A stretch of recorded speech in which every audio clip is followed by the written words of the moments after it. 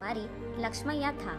वही उसके परिवार का व्यापार था। मिट्टी से खाने के बर्तन, भगवान के लिए दिया, मटके, पानी पीने वाले बर्तन, पशुओं के लिए बर्तन, अलग प्रकार के भगवान के मूर्ति, खिलौने बनाते हुए वो जी रहा था।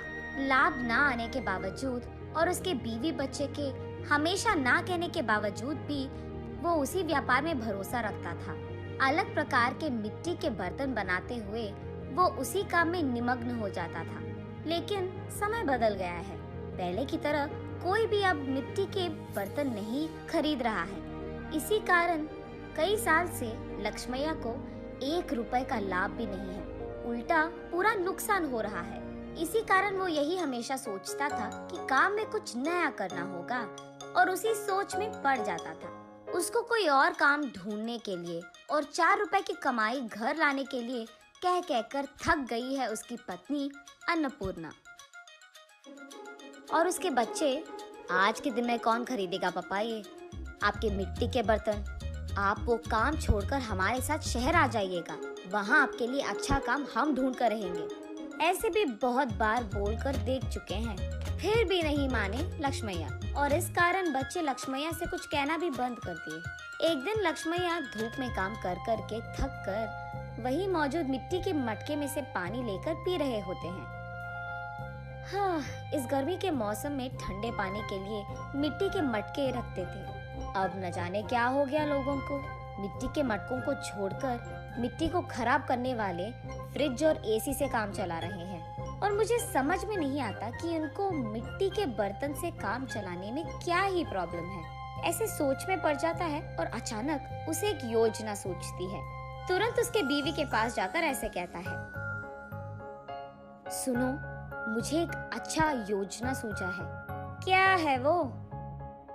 अगर हम मिट्टी से फ्रिज तैयार करें तो कैसे रहेगा? लगता है मिट्टी में काम कर करके आपका दिमाग भी मिट्टी का बन गया। अरे, ऐसे क्यों कह रही है? तो फिर ये कैसी बात हुई? मिट्टी से फ्रिज कौन बनाता है? पागल हो क्या तुम?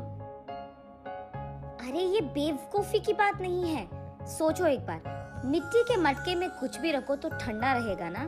तो फिर अगर मिट्टी से हम फ्रिज बनाएंगे तो उसमें भी चीजें ठंडे ही रहेंगे ना। ए चलो आप यहाँ से, मेरी बात कब मानते हो वैसे भी। चलो जाओ तुम यहाँ से, जो करना है कर लो। ऐसे कहकर अन्नपूर्णा वहाँ से चली जाती है। अगले दिन लक्ष्मैया बहुत कोशिश करके एक छोटा सा मिट्टी का फ्रिज बनाता है। ऐसे ही कुछ फ्रिज तैयार करके उस गांव के बाजार में लेकर जाता है।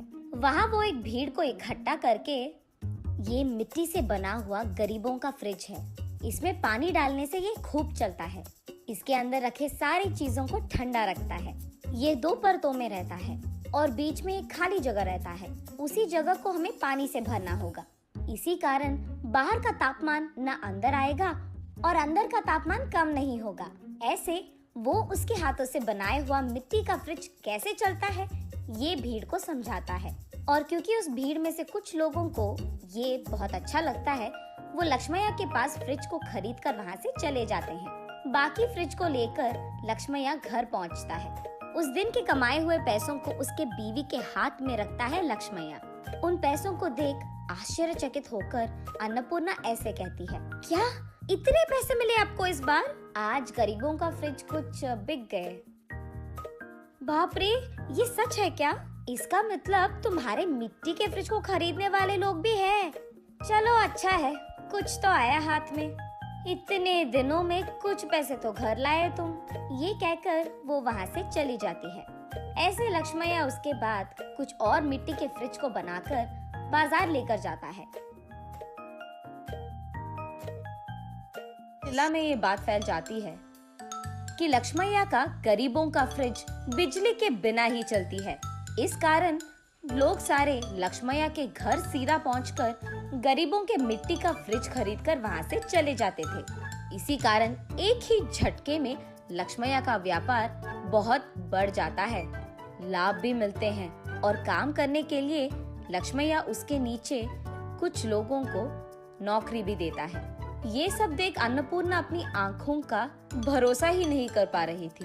शहर में कुछ तो भी काम करवा देंगे आपसे, कहने वाले उसके बच्चे भी आज लक्ष्मैया के हाथों से बनाए हुए मिट्टी के फ्रिज को शहर में बेचने की व्यापार शुरू करते हैं।